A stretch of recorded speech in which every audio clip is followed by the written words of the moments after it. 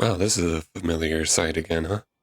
Hey guys, looks like you found me playing Tyranny. Thanks for clicking on the video, and leave a like if you enjoyed it, or leave a comment to see how I can improve things. But yeah, just a quick tidbit. I recorded the next session after the character creation, but for some reason the footage was corrupted. So we're back here again. So probably gonna make a few changes, but outside of in terms of the character creation, but in terms of the conquest, they're going to be the exact same. All right, but I'll see you once we start the story. Bye-bye.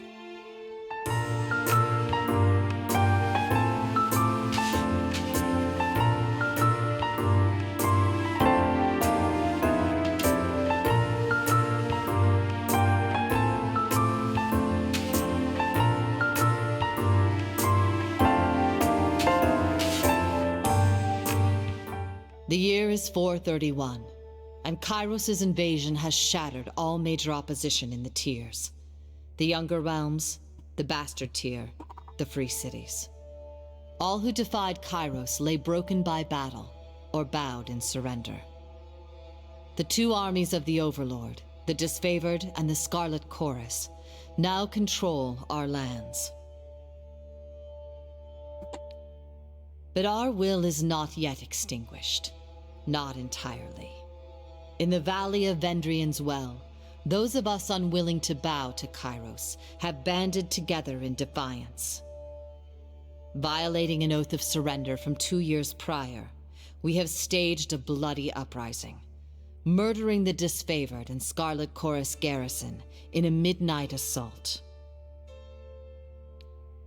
With their main forces spread across the tiers, the Disfavored and Scarlet Chorus redeploy to Vendrian's Well to crush the resistance, but months pass with no definitive battle. As disagreement and discord paralyze the Archons, we bide our time and wait for our message of insurrection to spread across the tiers. The Overlord is not amused, and Kairos has one message for the Archons: crush the Oathbreakers, or die. Kairos backs this threat with an edict, a magical commandment that can slay all in the valley should the order be ignored. The honor of proclaiming this edict fell to you. Sent across the mountains to Vendrian's Well, you carry the Overlord's edict to read before the Archons. As you finally make your way through the winding mountain passes into the valley, the ground trembles, and Kairos' magic seals the way behind you. You are trapped in Vendrian's Well, with Kairos' armies and the Oathbreakers. The only way to survive is to fulfill the terms of the Overlord's edict, in any way that you can.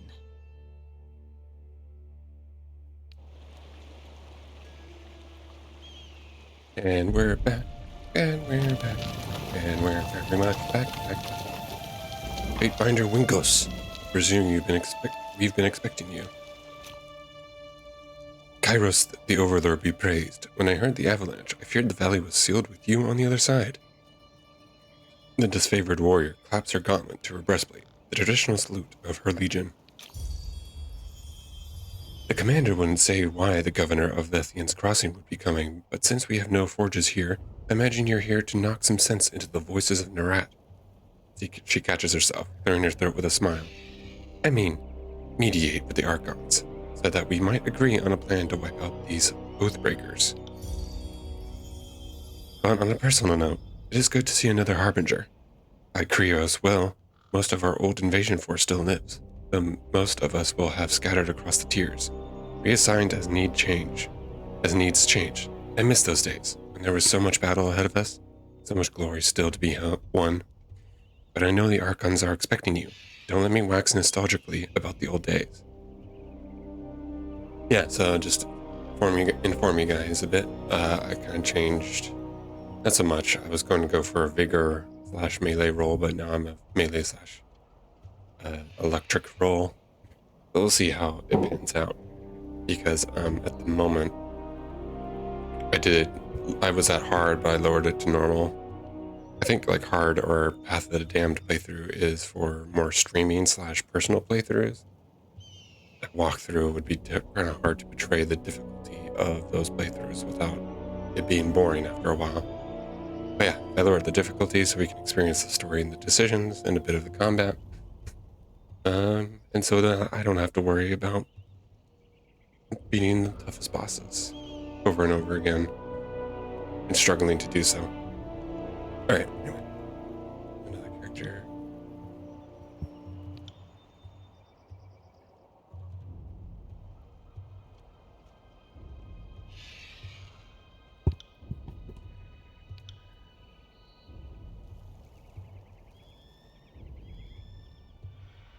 Lore 20. Can you hear that in the air? That glow around the rocks? The avalanche is Kairos' magic. The Overlord has sealed the valley. 25 Lords. Go. Your senses see more than mine, good Fatebinder. I do not pretend to know much about such things. But if that was Kairos' magic, and you were here on important business, well, you don't have to be the Archon of Secrets to guess that you're here to proclaim an edict. What does Kairos have in store for the enemy? 10 years of festering plague? An edict of twisted bones?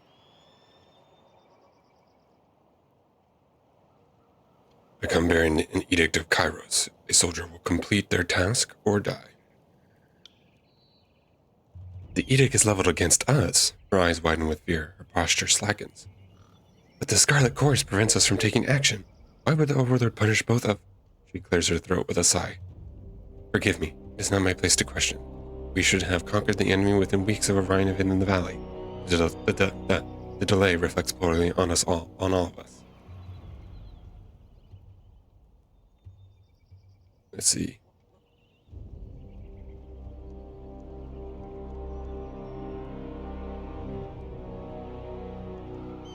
Your first instinct is to blame the Scarlet Chorus. No wonder Kairos resorts to an edict to enforce order.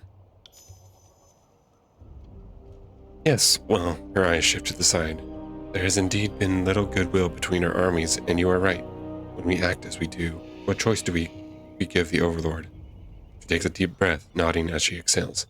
And you are right. I should not cast blame so freely, especially not when talking to a servant of justice. My apologies. Well, you've traveled a long way. I won't keep you further. I'm sure the Archons will want to hear from you at... Her voice falls silent, her attention snapping eastward with alarm. Did you hear that? More runners. Third time this week. The Oathbreakers keep trying to send messengers through the mountains to gather help from outside the valley. She points over to the collapsed path by which you arrived.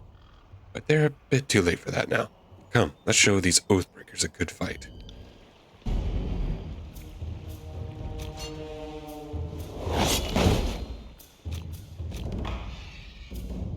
Combat, I already read. But let's try this new skill. Charged Fist.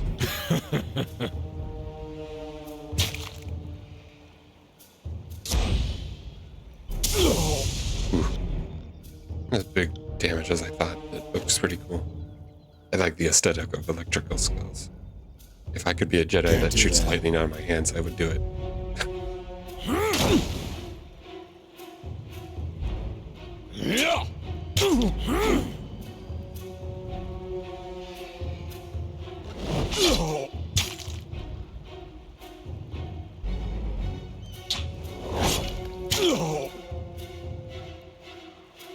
On it.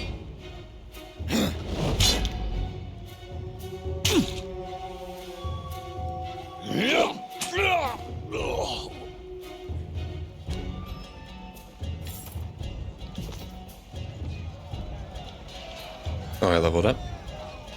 I got it.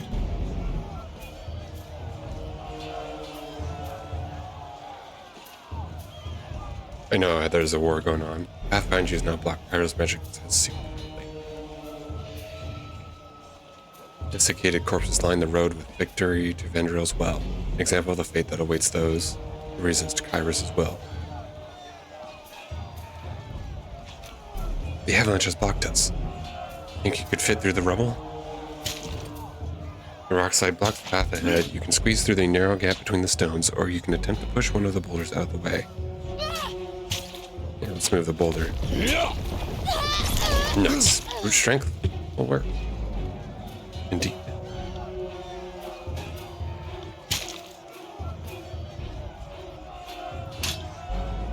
Head back to my post to ensure no one else makes it through the valley. On it. For battle. Nice. On it.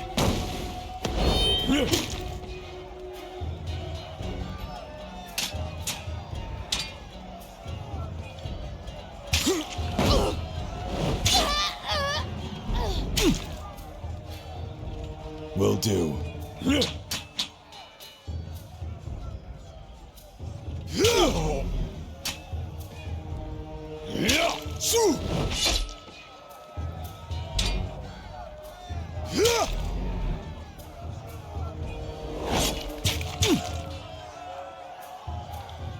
Will do.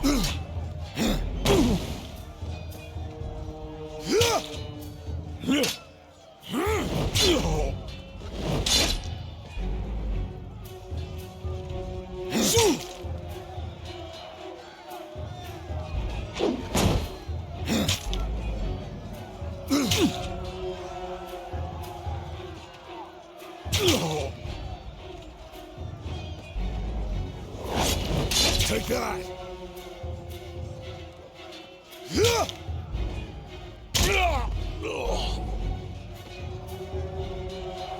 Don't bother with me. Go down to the pass. Trust us. Solo clutches his gut and winces. You can see a hint of entrails between his fingers. You're wounded, and it's not trivial. He laughs through clenched teeth. This? But a scratch. Seen twice as worse 10 times over. He guzzles over in pain, gagging and shivering. If you'll let me help. I said I'm fine. The soldier moans and shakes his head. Carbon ash protects. You go on and help the others. If you say so. It's a phalanx. Sure. Try and catch me, worm. Try and catch me, worm. A young Scarlet Fury weaves around the Vendrian Guard attackers, avoiding their weapons with fluid grace. She nods to acknowledge you. The Scarlet Furies are the elite fighters of the Scarlet Corps, distinguished by their graceful attacks and murderous persistence. Better armed and trained than most Corps conscripts, the Furies are found among the vanguard of battle. Their brutal display of skill, inspiring bloodlust in the masses and fear in the enemy. Yep, that sounds like a first companion, alright. A breathless enemy soldier passes a glance to her countrymen. This one's crazy. Too much lead in the water. We should cut our losses and turn back. Fatebinder. Here at last. Care to join me in putting these cowards out of their misery? She nods to the armed soldiers bearing down on her. Save something for me. For the realm of Apex, charge! The Vendrian Guard level their weapons and advance. Come at me, grave meat. Hey, you. Let's see what she has. Blood-soaked stones. Coordinate with Verse to knock your target prone, then follow up with a strong bleeding attack. Yeah, let's do that. Why not? On my command! Flawless! Nice. And let's just focus. You focus on that while I clean up this.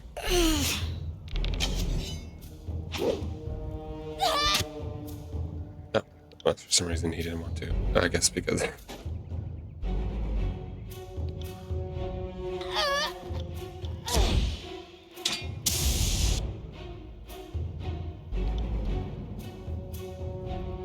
Let's see.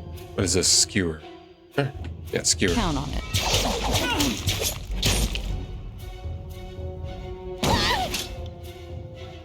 Alright, I'm gonna turn around and help her.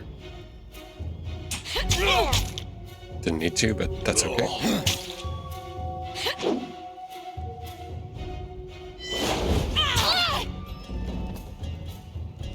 Phew.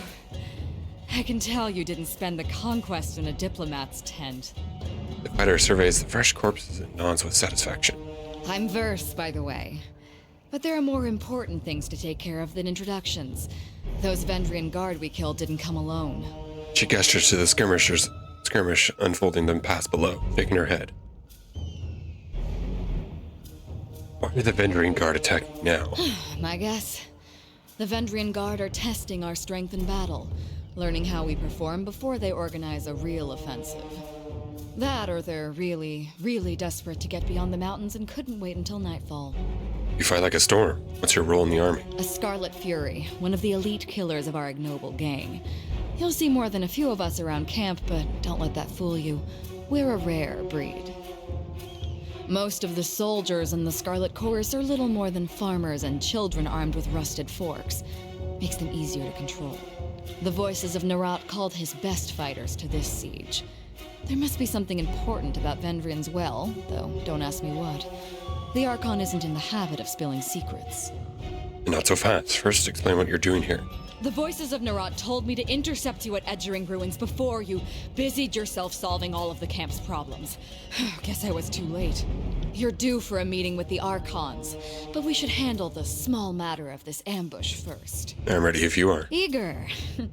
I like that. Before we go, you might search among the remains of our fallen comrades. Wherever they're bound, I doubt they'll miss their boots, much less any rings or any useful iron they might be clutching. Well, I always do it anyway, despite the moral standard, but I see your point. Nice and practical. No reason to pity the fallen. Before long, we might wish we'd joined them here.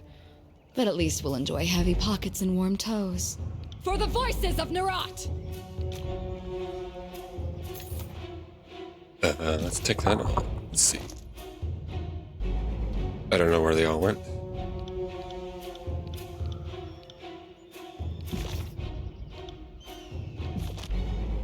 Spell scrolls. If a member of your party has a high enough lore skill, you can learn this sigil and use it to craft spells. If you meet the lore requirement for the scroll, right-click on the scroll icon, then click on the Learn button at the bottom of the inspection interface. Alright. Where's that?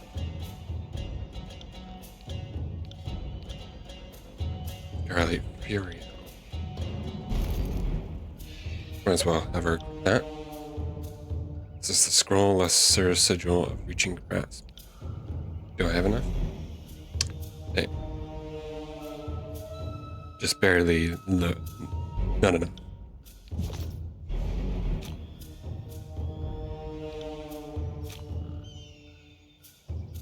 Just trying to get through all the tutorial stuff. Pretty familiar with it.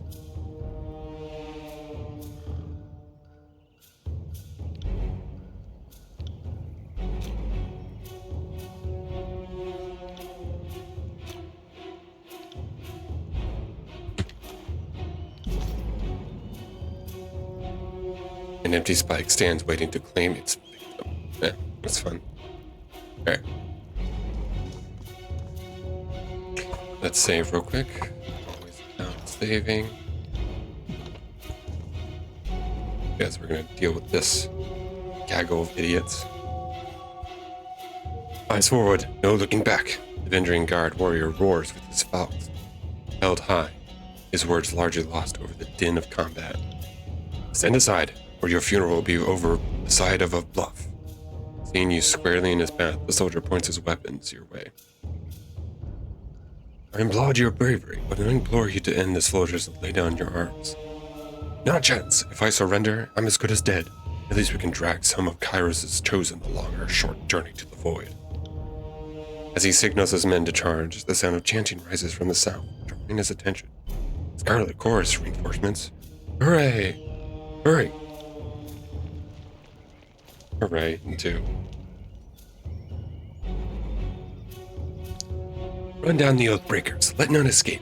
From the red mob of reinforcements from the south, a blood chanter emerges at the head of the rabble, the ornamental crest of her staff pulsing with crimson tones.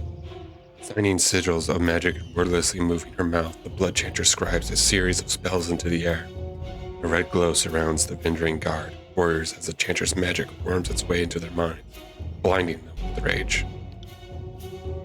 Hold position, all of you. You there, keep to the path. The warrior gestures along the canyon trail, but his soldiers turn their attention to the Scarlet Chorus, roaring challenges. No, don't engage them. We need to run. His orders falling on deaf ears, the warriors reluctantly readies his weapons. Come at. Alright, let's see. We're gonna do this first. Yes, companions. Yep.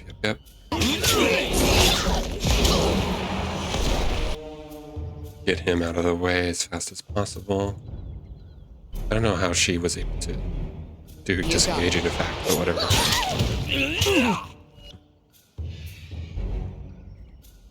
I got.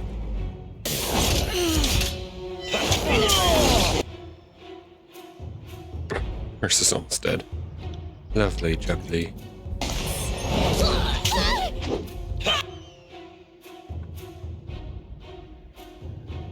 You got it. There we go. Got through that.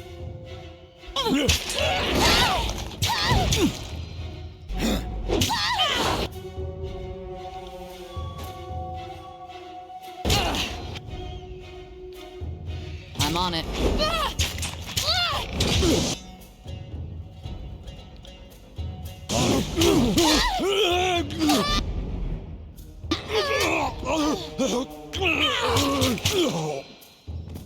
Nice.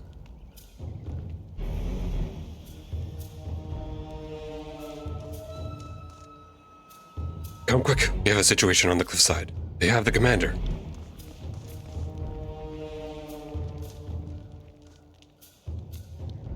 Oh joy, love doing.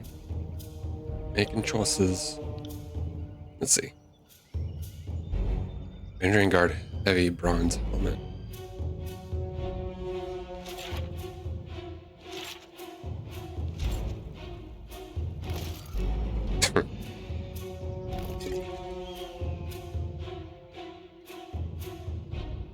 I still like this. I'll leave it there for now.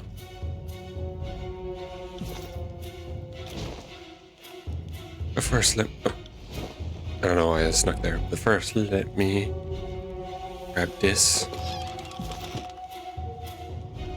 I got it. Right. Weapons and armors are stacked with neat precision. Blah blah blah. I ordered the original icon of the disfavored erased from memory. For over 100 years, admiring the disfavored sigil. I know a thing or two about that.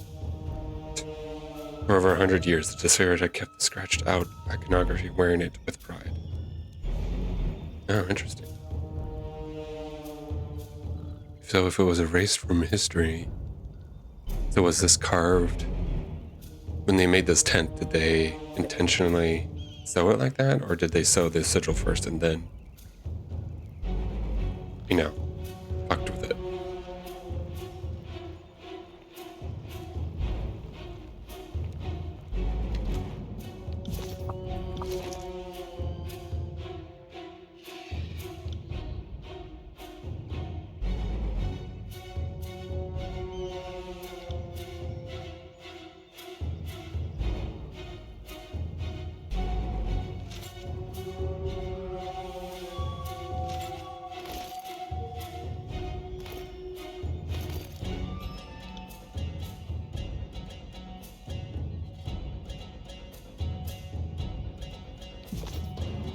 What are you doing over here?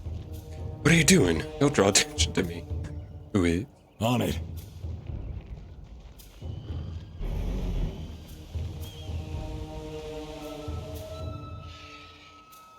Palux Tyrell. Stow your weapons, or we find out how long a man screams before hitting the ravine down below. Cornered between a precipitous drop and a band of angry soldiers, the Oathbreaker warrior holds a disfavored officer at knife point. Skew I am, pray not for me, Graven Ash will protect. The disfavored officer winces, blood seeping from the seams of his bracers and cuirass. Mocking Blaze. You heard the man. He plainly invited you to use that little blade of yours. What are you waiting for? Permission from your pimp?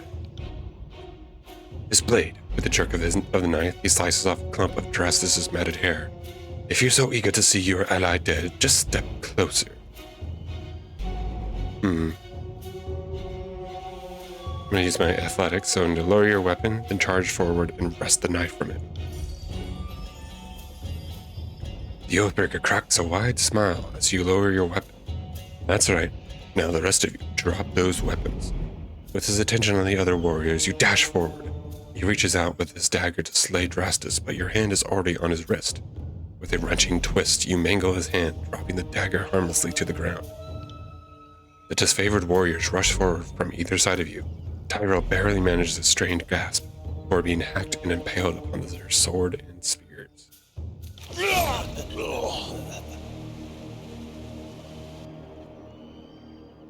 Drastus, Kairos be praised, that Oathbreaker fought with rage of Karn himself. Drastus slides a trembling hand along the cut on his neck. Thank you, Fatebinder. I thought the day was my last. From the look of it, guess they thought if they swarmed to pass, maybe one might make it out. We found a few scrapes of parchment on their bodies. Drastus holds out a handful of crumpled parchment for your inspection. Let's see, I just caught my eye.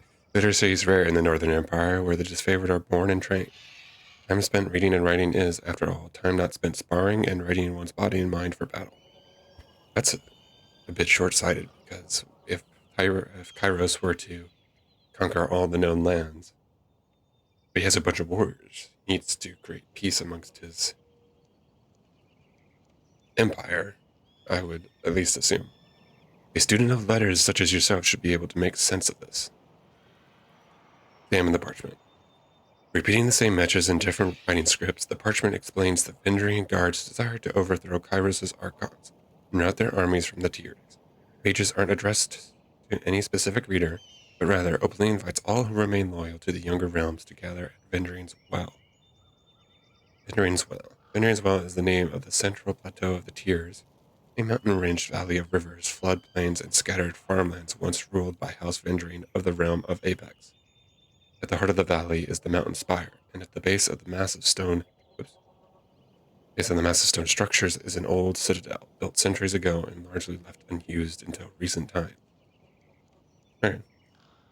Recruitment material. They were trying to bring more traders to the fights. Well, from the look of it, we kept them from slipping out of the valley. Whatever they hoped to accomplish, I think their plan died here. The Archons are expecting you. When you're ready, leave by the gate to the southeast and follow the trails downslope for a few hours. You will see campfires leagues away. Can't miss it.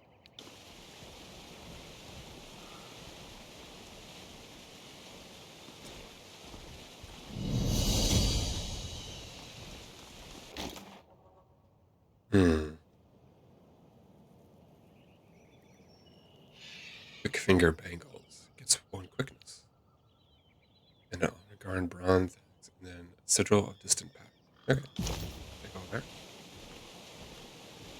Looks like Verse wants to speak. Couldn't help but notice how you were eyeballing the disfavored symbols littered about the camp. It's hardly a symbol, just a scrawl. That's true, but it used to be the pride of Graven Ash's legion before Kairos made them to face it. Graven Ash, the last of the great northern generals to stand against the Overlord in ages past. Archon Graven Ash now serves Kairos as supreme commander of the disfavored legion and is charged with conquering idolatry. What happened? Word has it that the Ash has been under more scrutiny than the other Archons, seeing as he's took a stand against Kairos in the past. Even though he bent the knee in the end, that doesn't place him above suspicion.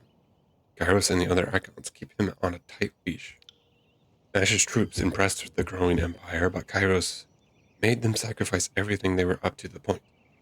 Ash surrendered. They've been disfavored ever since, and fight to earn back their honor. I guess that's why you don't cross the Overlord. Kairos holds a grudge with a mean jealousy streak. Actually, I have another question. Go on, then. What do you need? Are you a spy for the voices of Nerat? First regards you with an unreadable expression. Your mismatched eyes look at each of yours in turn. Doesn't even matter. You have to decide for yourself whether or not I'm worth trusting. Is keeping me along worth the risk that I'll spill the occasional word about what you ate for breakfast? Nice deflection.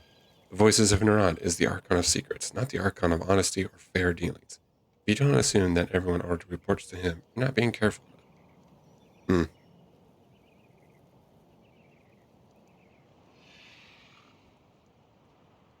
What do you think about those who defy Kairos' authority? The Tiersmen can either fight or submit to Kairos' peace. and only one of those options captures my interest.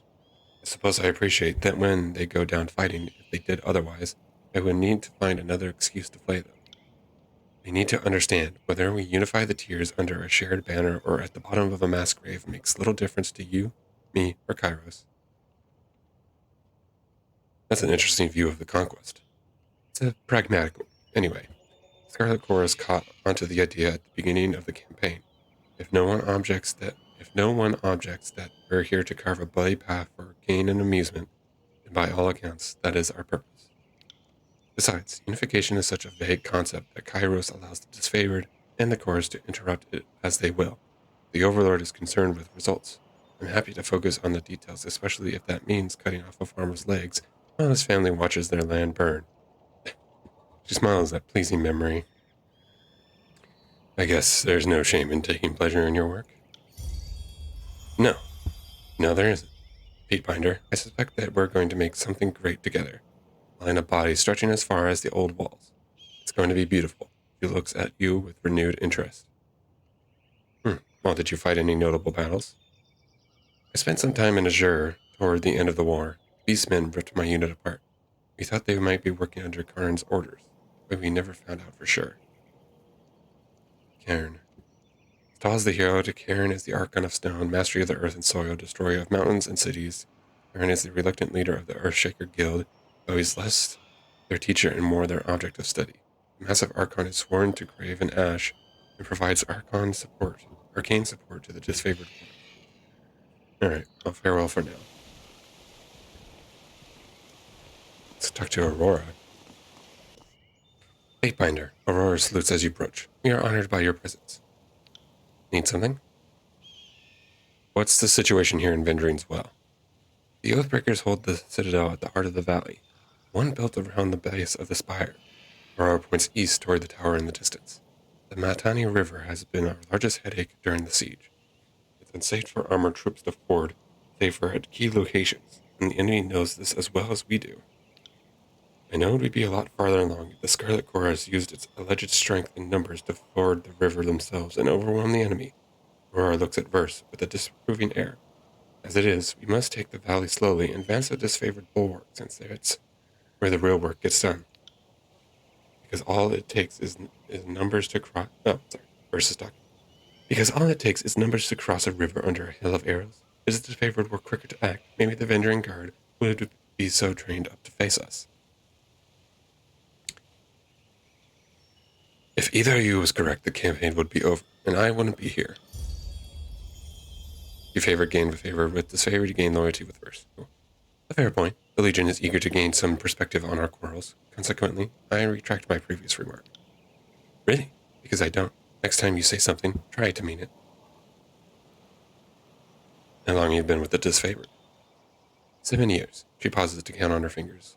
2 seasons, mayhap a handful of days. I trained at Fort Resolution a bit before the conquest. Compared to the commanders you find around camp are stationed at Iron Hearth, it makes me one of the young bloods. This has been a long and grueling campaign, but the end is in sight. We'll soon have the Oathbreakers back under control, then we can rest, retrain, and even cycle our troops so we can see our families again. What can you tell me about the Vendrian Guard? They are the last gasp of the Younger Realms. The realms of Azure, Apex, Starward, and Haven are collectively known as the Younger Realms. Together, they represent the major political factions of Tiers. Among them are warriors that escaped this bastard city siege, a few refugees from other victories, and a bunch of Vendrian locals with delusions of independence. These southern wastrels cannot match our iron, or the chorus's numbers. One on Tyrannical gave them the nerve to rise up and ask for a second helping of battle as anyone's guess. Seen anything interesting? I once saw a forge-bound artisan set himself on fire. Occupational hazard. That was an unpleasant day, the first of many, to be honest. I wasn't there to watch you proclaim the Edict of Storms, but I saw the devastation hit Stalwart and take up several cohorts of disfavored with it. She squeezes her eyes shut, shakes her head. Carry on. She taps her gauntlet to her breastplate and salute. Have a pleasant siege, Fatebinder. That's kind of an oxymoron. How can you have Right. a pleasant siege?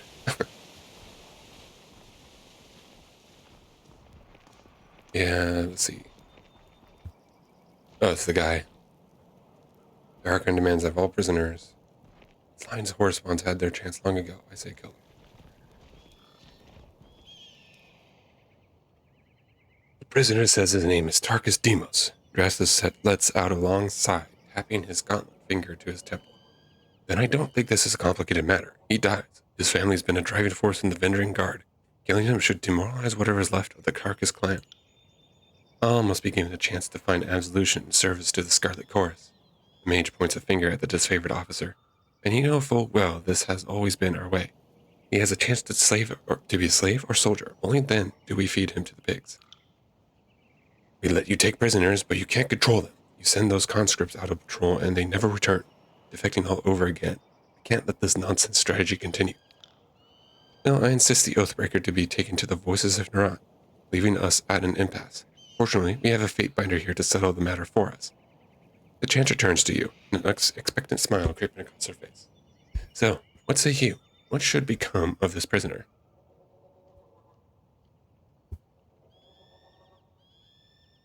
I think, for now, at least in this sort of skirmish,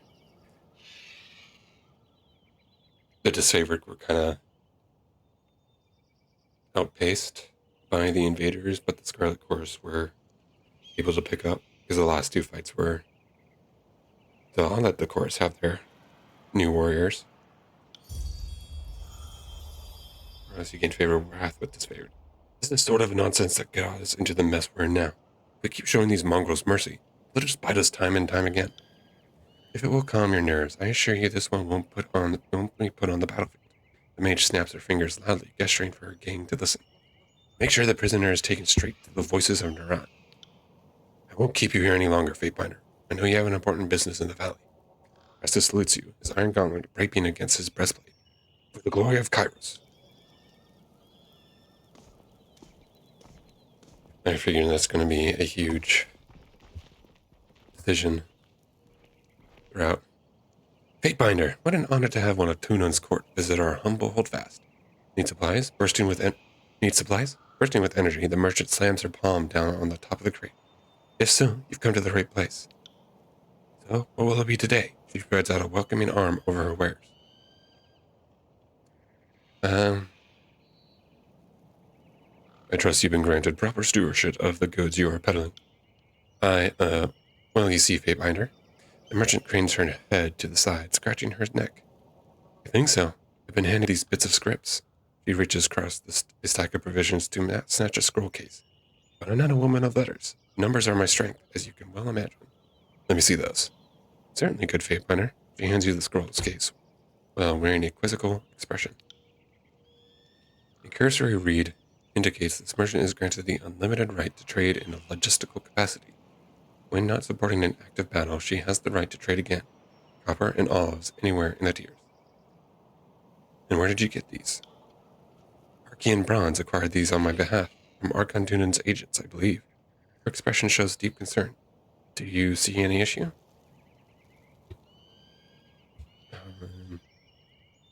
This seems to be in order. Well, naturally, she winks. Just because we fight dirty doesn't mean we trade dirty. Well, most of the time at least. Let's see what you have. Oh, stuff to look at. Camping supplies, good. I think I'll trade these in. What is this? Bronze rings and copper rings.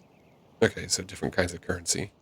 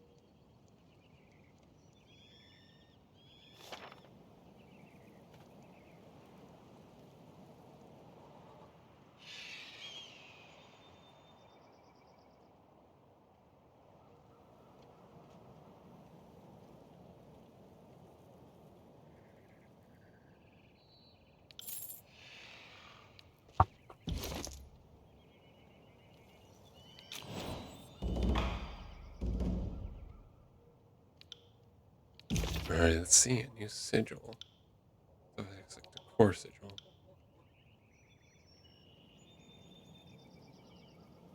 No, so, okay. Get out of my way. That was weird.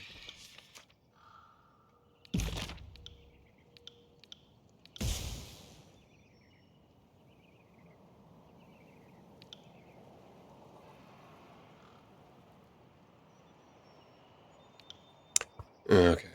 I don't have to do that. Okay, well, that's fine. You signed the Anthem of Pain. Oh, that's good to know. We have many thanks, Fatebinder. I must attend to the rest of my soldiers.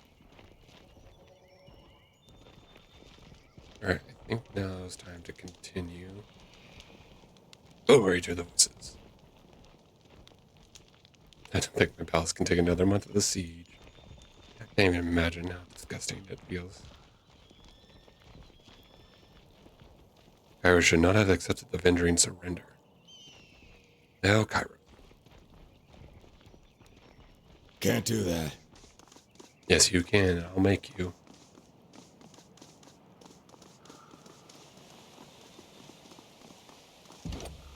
Yeah, climb up.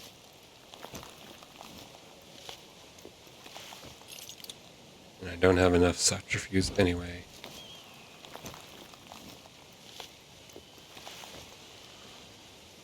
I do really like this. The once pure water of Queen Lyssa's tears has run red with blood since Cairo's forces invaded. The ancient Weeping Mother statue pays homage to the Queen Lysarius, first of her name. Fresh water once followed from the statue, but when Cairo's forces attacked Vendrine's well in 429, the statue began weeping blood and has done so ever since. This really shows the absolute carnage. Yeah, I know about stores. When combat starts, Siren will begin singing one of their songs. Who's Siren? Each of her song in a series of stanzas that produce different effects as one stanza ends. Its effects will linger. Okay. Not sure who that is. Well, let's continue onward.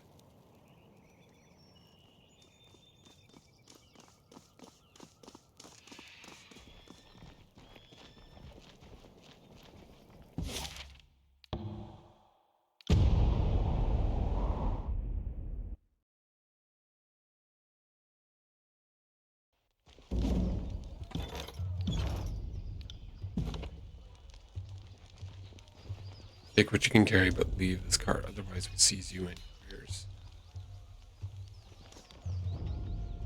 Crescent Runner. Hail, Fatebinder. The disfavored scout nods at your approach. Camp's on up ahead. Don't mind us, just clearing out the rabble. I still don't understand what I've done to offend. I respect that these are now disfavored lands, and I'm happy to give the Legion a proper toll. But she's going on about trading rights. What nonsense is that? I am not allowed to trade one thing for another? It's not like I'm selling weapons to angry peasants or anything of the sort.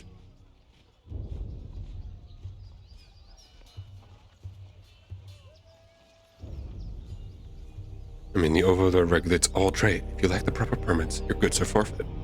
The trade permit? Well, how was I mean, to whom would I speak for such a thing? Not us, and not our problem. Maybe march your butt to Bastard City and plead your case before Tunon. But we'll lighten your burden and relieve you of the wares first. It should make the long trek a bit more bearable. Anything to be argued before Tunon may be argued before me. Well, what's there to discuss? We should kill this mongrel and... The warrior pauses, placing her hand in front of her mouth. The Fatebinder wishes to weigh in the matter. Courtesy demands we listen. The soldier clears her throat, looking at you expectantly. This is a disfavored matter, but I know the agents of the court do so love to throw their judgment around. Well, you could rob me now and have my supplies today. The merchant grabs a flask from his cart. Or you can leave me alive and have fermented honey all year long. I even know a few family recipes for painkillers and healing drops. Certainly any army would need those. He uncorks a small ceramic vial, and the aroma of cloves and linnon assaults your nose.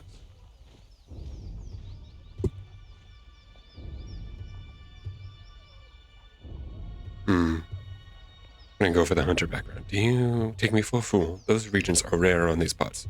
Are you sure you didn't steal them from Kairos' forces? I don't. The merchant tenses up, his face flushed red. I don't know what you're getting at.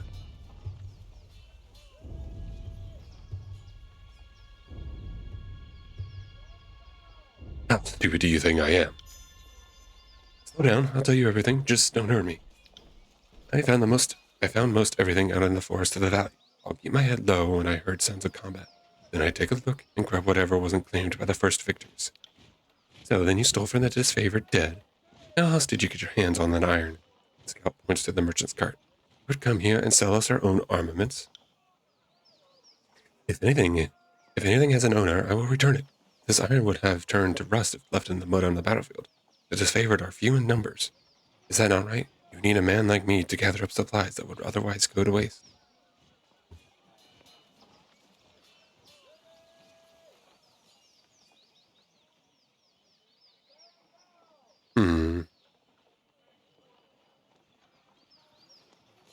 I mean, he still has his uses. So, the disfavored will tolerate your presence, but you will pay them handsomely for such charity. We will. The disfavored soldier clears her throat with a cough before repeating herself in a more upbeat manner. We will. It sickens me to make an exception for these vultures, but if you supply the disfavored without profit, perhaps this indiscretion is for the best. Sound like our larders are overflowing. A work slave to scrounge provisions. Would it be an asset? Thank you for interceding on my behalf. I knew my life would now depend on showing the disfavored due gratitude for suffering my presence. If I must grovel a bit to earn my daily grain, so be it. I'll take that as another job well done as a Fatebinder.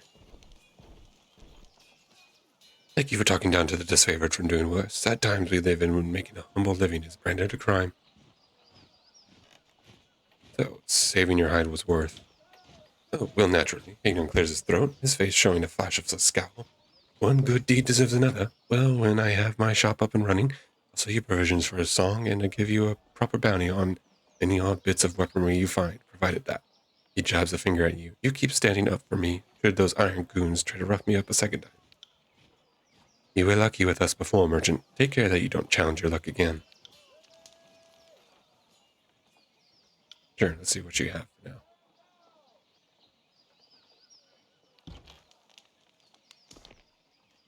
Oh, slow down a moment. I know we're both eager to watch the Archons bickering over tactics like a pair of magpies, but I need to ask you something first. What's that? The voices of Renat told me that you've come as a mediator. Considering the source, well, I can't help but feel I'm only hearing half the story. So let's have it out. What's so special about you?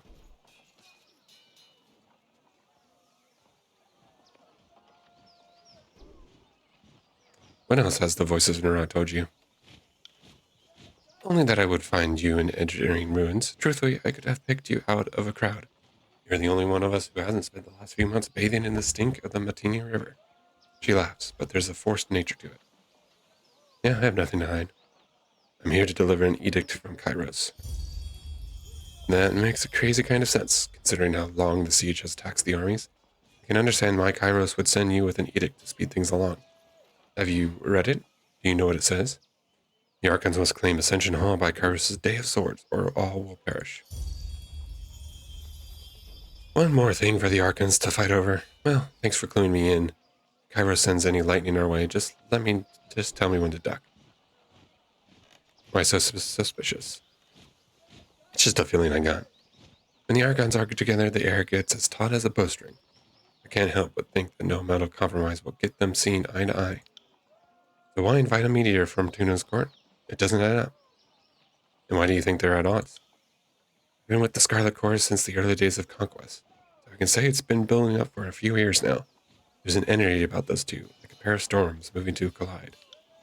I heard tell that the Graven Ash and the Voices in Raj shared some bad blood in the Northern Empire, but I don't know any of the particulars.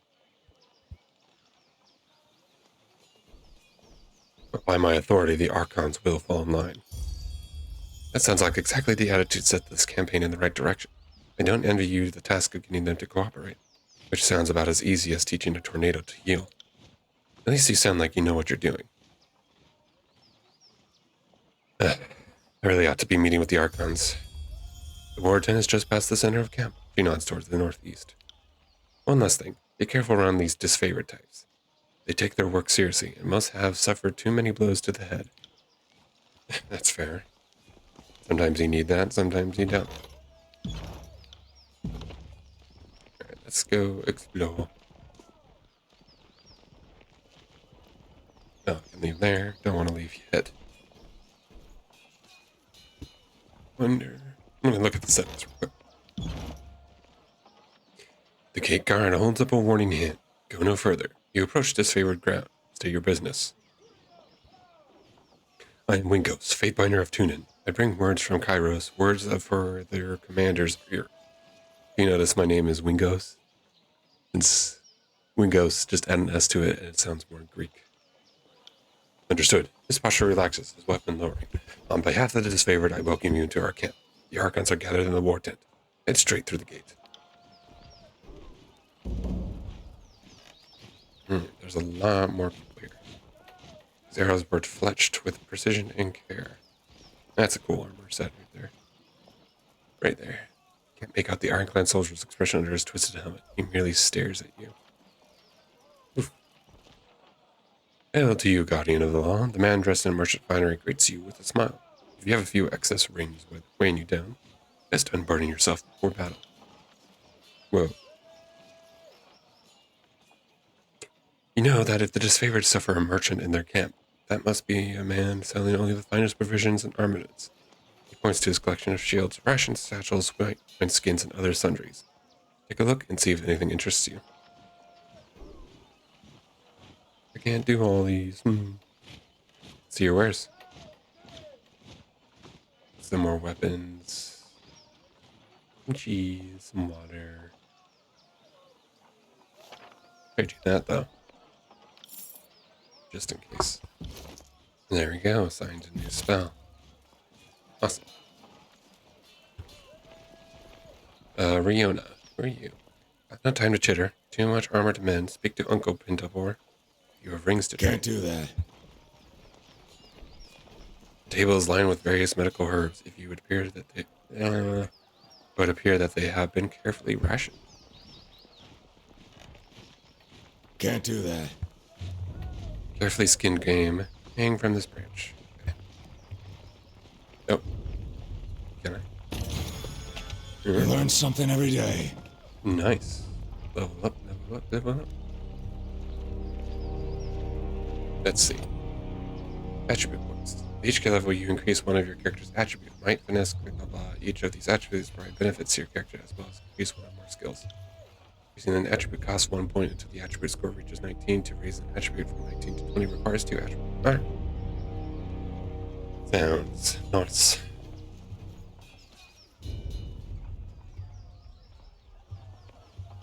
Let's see. Wits, resolve. Let's, upgrade my vitality a bit.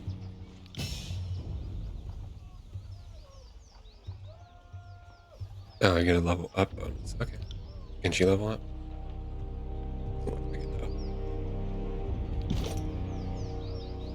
I can choose at 1 point. Alright, let's see. Choose defender. Oh, level 3. Let's see.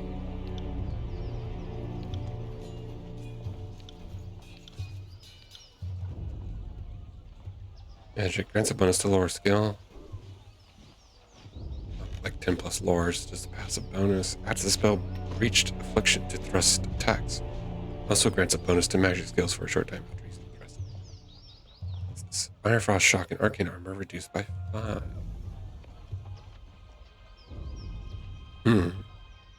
Blah blah blah.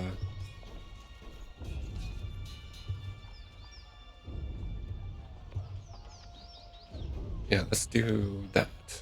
I don't know how many level ups we have, but we're slowly defense, probably a bit of magic, and maybe a bit of leadership. But we'll see. I don't know how many points I'll have. On it. Quiet down.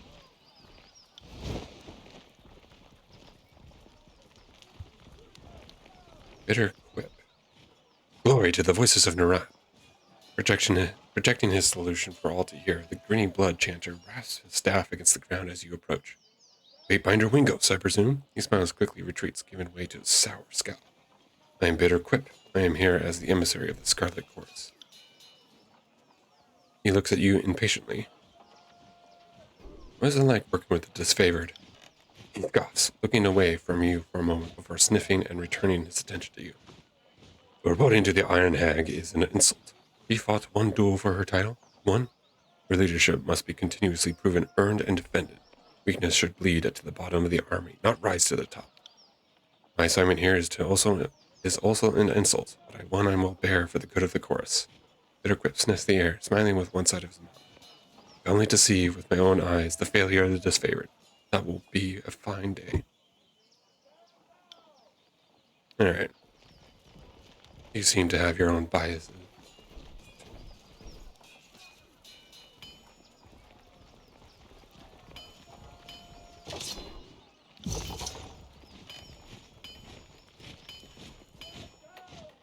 Sotonas curses the air as a blade of thin iron breaks in half beneath his hammer. Repairing weapons with a scrape isn't exactly what I got into this craft, but our supplies are spent. He wipes the sweat from his brow and gets a better look at you. Why not forge bronze? Bronze will do in a pinch, don't get me wrong. It could take a beating and get bent back into shape, unlike the stubborn iron we have here. He glances at a pile of lovers working with dread. And we always have plenty of tin and copper lying around, so supplies aren't the problem. It's a rare smith who can churn out military-grade bronze consistently. More often than not, it comes out soft. Look around camp. We're grabbing the Legion head to toe in iron because it's cheaper and easier to produce for the masses. We don't do that with bronze. They could call the disfavored the Iron Legion for a reason. Strategy and skill may be our backbone, but our claws are made of iron. The good stuff that comes from the smiths in Lethian's Crossing. An iron shortage? I'm afraid so. The last shipment sent down the Matinu went missing near Ekokal Crossing, and I'm afraid we won't be seeing any more now that the valley is sealed. Forge-bound iron is Tunon's responsibility. Why is this the first time hearing of it? Keep your voice down. Exotenus flinches and lowers his own. Graven Ash doesn't want to cause a panic or pass any information to the Vendring Guard. Best case scenario, the iron tumbled off a boat and is rusting on a riverbed. Worst case, it ends up in the enemy hands. Well, if I find myself in Echo Call, I suppose I can keep an eye out. I appreciate that, as does the great general, more than you might guess. Maybe he isn't quick to offer this thanks to outsiders, but I know he'll be grateful for your help. It'd be a boon to the war effort if our iron was recovered. Right? You trust me to handle this. I knew that Tunon wouldn't have dispatched you without good reason. The court isn't exactly known for gambling with when the stakes are high. He glances to the crate beside him and points to a small set of notches on the wood. You see that? This is how we tell apart our iron shipments from the rest. Conspicuous people, it's so people don't go snooping around. You'll want to keep our eye out for these. Good hunting. Need something else? Nah. Alright, a bit more exploring the camp. Do that.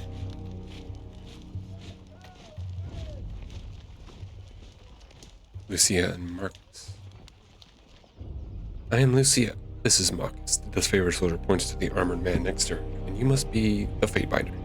From under her helmet, you hear an audible scoff. You've been assigned to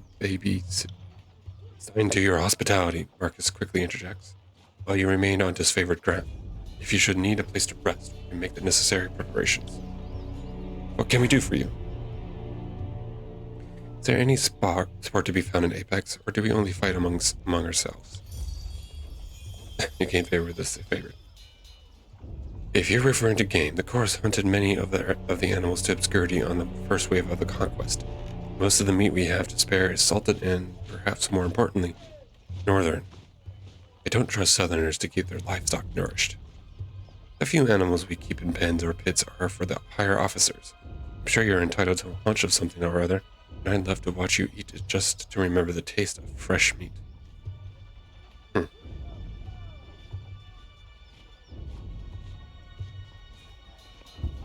Oh, Marcus, I'd like some training. Of course, Fatebinder.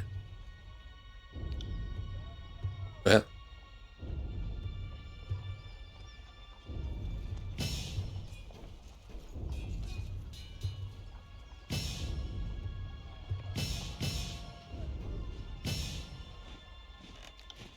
Could also train her while she's...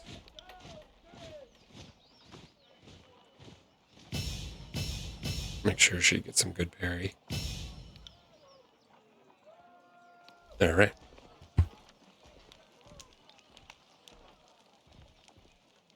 Sorry, can't. Alright, let's just enter in and see what happens. Let's save though.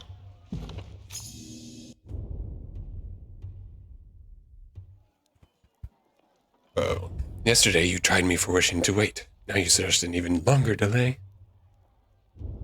Perhaps the voices in your skulls ought to come to a consensus if you wish to be taken seriously.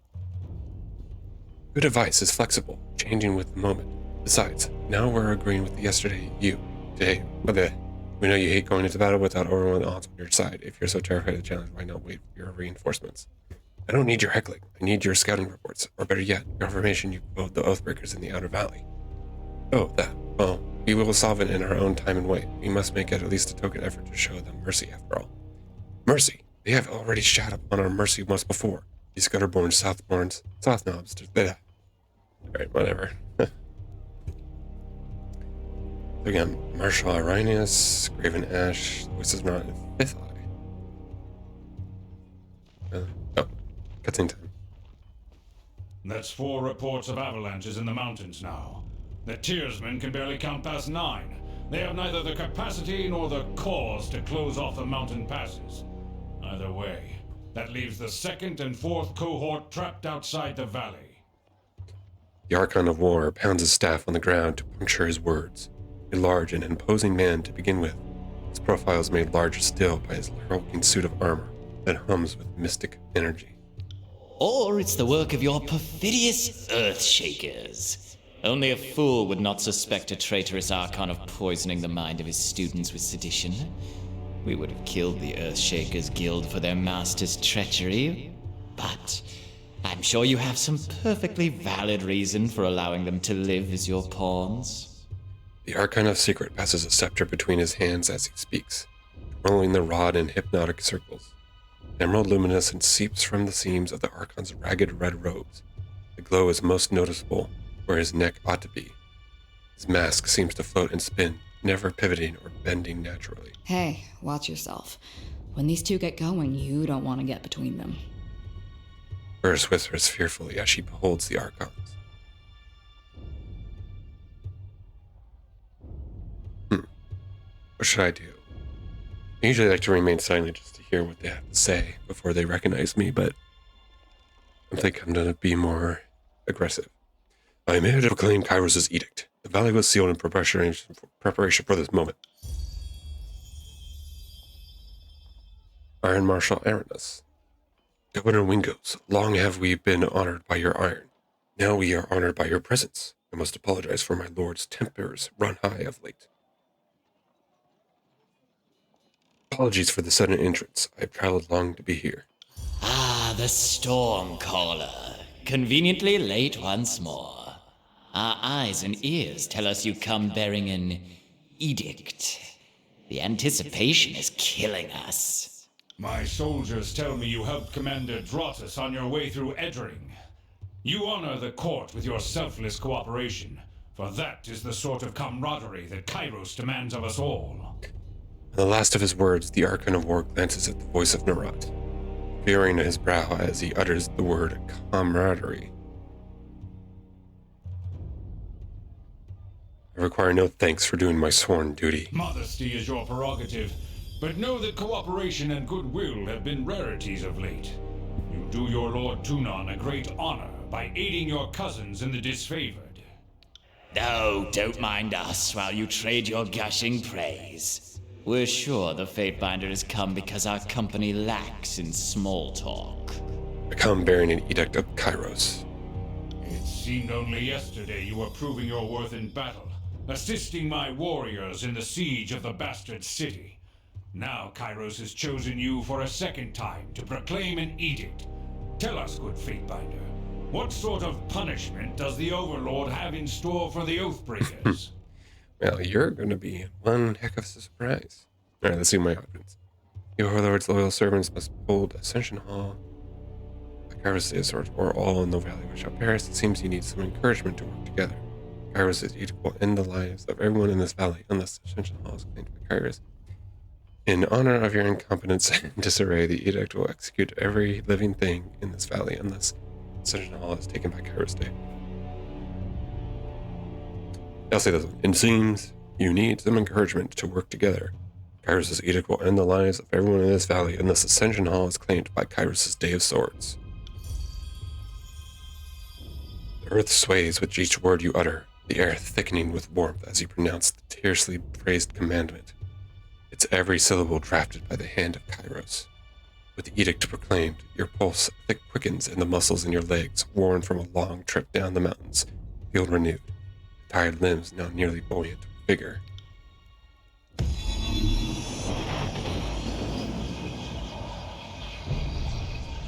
The Overlord means to compel us into action. No doubt the avalanches in the mountains are part of this ultimatum. We must conquer the Oathbreakers or die in failure. There is no room for error, and no other way out of this valley alive. Indeed. We'll need to advance across the Matani. We lose everything if we stand still. And we move to backup Plan Green. The Earthshakers didn't make it over the mountain in time. So we do this the hard way. Over the walls instead of through. The Archon of War taps a finger against his temple. A low rumble escapes from under his beard. So you found your backbone at last! Oh, we were worried past humiliations would make you soft, timid. That was a record for you, right? The baker's dozen lost in one sortie. If you had waited for the chorus reinforcements, maybe we'd have eyes and ears on the matter. The Archon of Secrets passes his scepter from one hand to the next, chuckling softly with each toss. I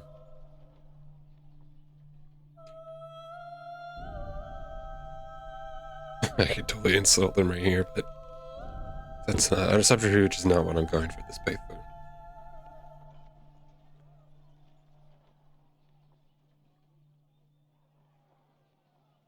Yeah, are you too daft? Is it indecision and bickering that necessitated this edict? Daft? Only fools hate their lives enough to insult our intellect. But, our dear Binder, your invective is not without purpose. Each moment we waste, death by edict draws closer. Graven Ash, we leave you to tackle the river. The chorus will scour the outer valley. So that is what it takes to get you to agree to a plan of action. The threat of death? You place the Overlord in this position with your incessant arguments, but now we've actually agreed to do something. Kairos be praised.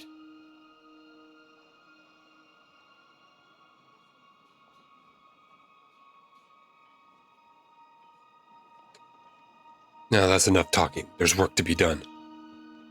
Iron Marshal Irenaeus, my lord, Barrack and his band have been drilled in the Echo Call assault plans. The Crescent Runners should be briefing him as we speak regarding the latest enemy movements along the river. I will dispatch him at once. The Iron Marshal salutes, clapping her gauntlet to her breastplate. And I will ensure the chorus stands ready to march. If the disfavored can take the river, the chorus has the manpower to secure the outer ring of the valley, says Fifth Eye. Our soldiers clamor for battle, and at last we shall have it. Verse, we command you to continue guarding the Fatebinder. Tunan's Chosen is our honored guest, and must be shown our finest hospitality. I won't let you down, boss. He'll get through the campaign in one piece, as long as he doesn't do anything too stupid. And before we forget, we have a debt to settle. Last year, when our warriors got confused about supply lines, so kind of you to understand how things get muddled in the fog of war. The Archon of Secret tosses several iron rings your way as he begins to leave. He taps the Fifth Eye on the shoulder and, with one last twirl of his scepter, the Archon departs with his underling. Just catch the rings, I guess. The Archon of Secrets lets out a small chuckle as he leaves.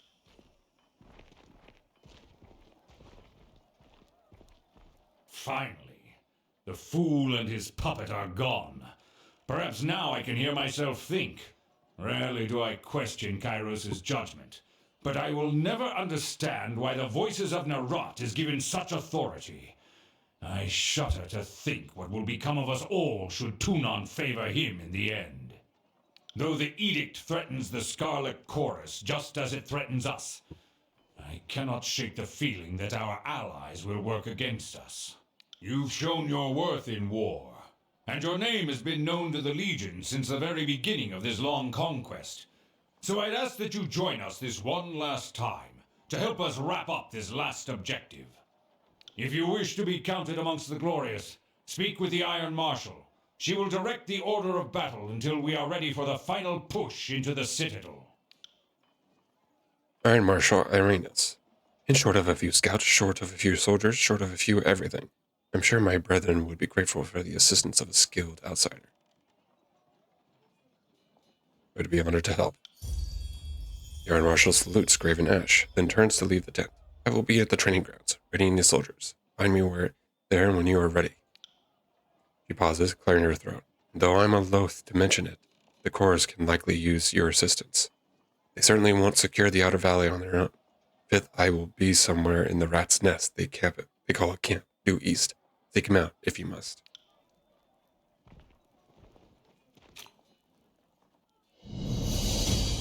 Talking with companions. It's very party, you could talk to blah blah blah, yeah.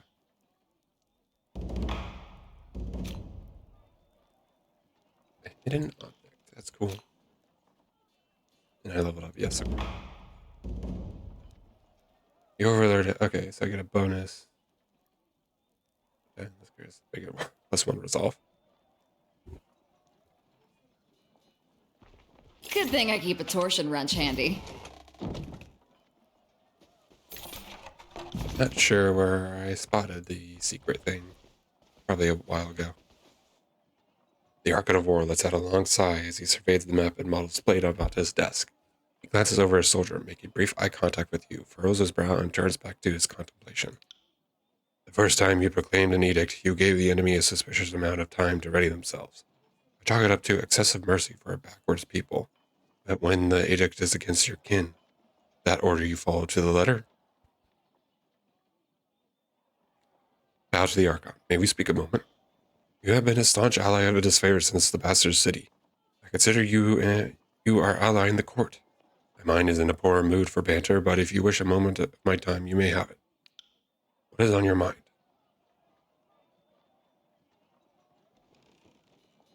Let's see.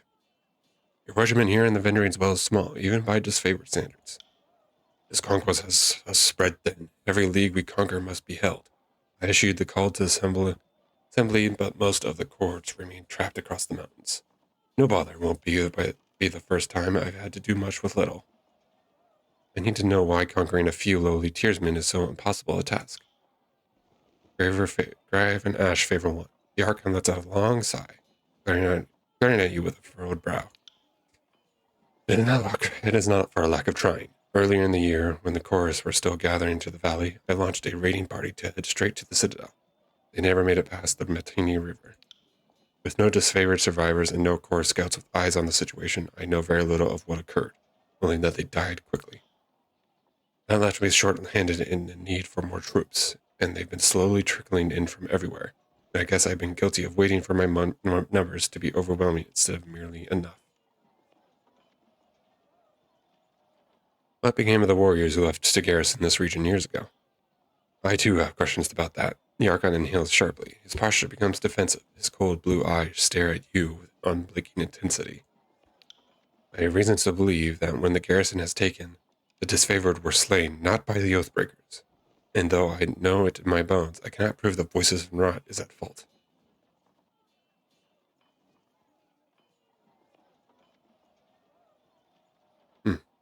Well, what's your reason to believe such a thing?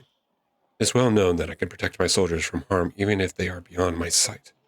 What is less known is that I sense every cut, every kill, every illness. No harm to my soldiers escapes my notice. Of the warriors posted at the Vendrian's Well Citadel, only 2 were slain in the uprising, but a few others died later. A horrible, painful magic was involved. My son was one of those who died under such unusual circumstances. For a second, the Archon of War trembles, his eyes widen with a farewell stare. The Tearsmen have customs against killing prisoners. I expect your warriors to be slain in the heat of battle, but not after. Do they? I suppose I'm guilty of paying little heed to what these hill folk believe. This makes it all the more troubling they died when they did. I need to consider what you have told me. Let us speak of something else. What can you tell me of Karn, the late of Archon Stone? I should have known sooner his heart strayed from Kairos. I needed to split our forces, send him to Azure while I tackled Starward, but that was a mistake. Without me looming near, he must have felt free to live out of his traitor's dreams. Why do you think he turned against Kairos? Karen only served us because death was the alternative. You don't admire the unity and progress that Kairos brings. While I suspect Kairos agents may have whispered treachery into Karen's ear, I think it's wholly possible Karen fell into disloyalty by his own volition. And then what has become of Karen's disciples, the Earthshakers? Karen's chief disciple, Radix, now speaks for the guild. It is true that my warriors are a bit apprehensive about our magical allies. Many suspect Karen's treachery has taught to them, but I have vetted the guild, pruned whom I don't trust, kept those I can. Okay. So your distrust of the voices of Nerat is plain as day. How did your antipathy begin?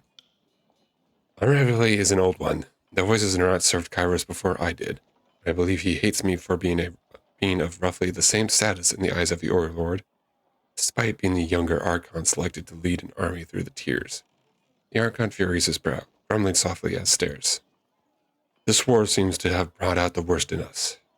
We've disagreed on strategy in every turn.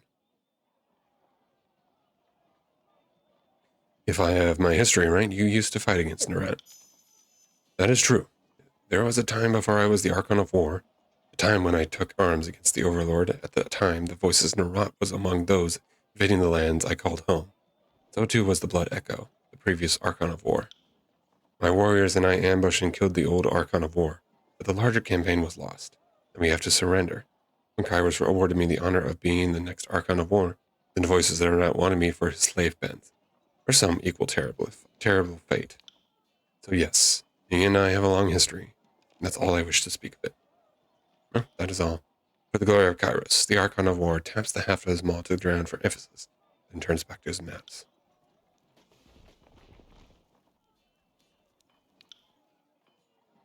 How did you do that? First looks at you with a quizzical expression. Do what? Back in the Archon's war tent, you cast an edict as casually as reading a supply shipment. How did you do that? Well, I've done it before. Don't I look stupid? You were the one who cast the Edict of Storms on Starward, didn't you? The one that tore the battlefield apart with a cyclone of Kairos' anger? That was me, all right. Well, call me impressed. Consider that you've read the words of Kairos more than once. I'm surprised that you were even alive to tell it. Your vocal cords should have turned to ash by now. I'm not trying to make you feel uncomfortable. It's just worth recognizing that you've done. Not only are you Tunon's Fatebinder, you're the mouthpiece of the Overlord. Gives me plenty of reason to stick around. You're going places and I want to see where they lead. All right, if you say so, but I have some questions. What do you need?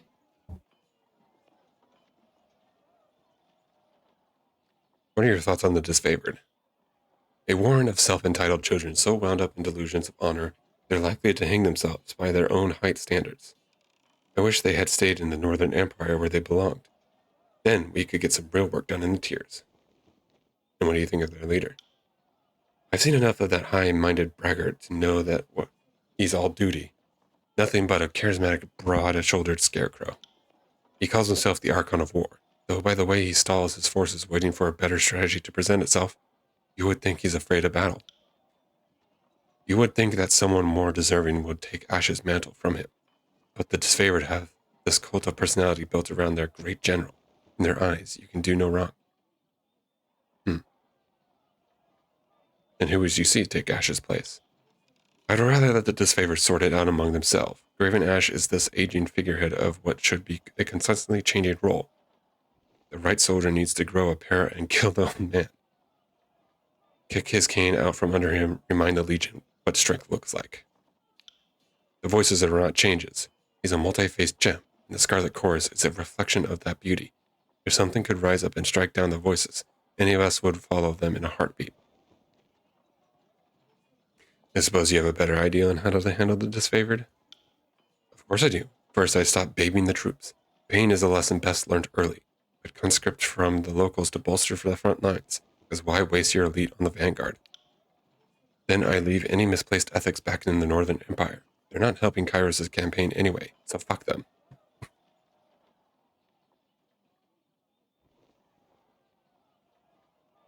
So, excellent. You would make them more... So you would take everything that makes them strong? It's a damn fine alternative from where I am standing. All that strength could end a siege. What good is it to anyone? Would that be so wrong? The chorus is accountable for itself in ways that the disfavored aren't. Our weak die, and the strong fight to keep their rank. The disfavored promote their remaining bloodline and discipline any soldier with the audacity to show their teeth. Though they'd never admit it, the disfavored need the chorus to show them the way. Farewell then. What's this? 8 days. Ooh, I have 8 days. Lovely.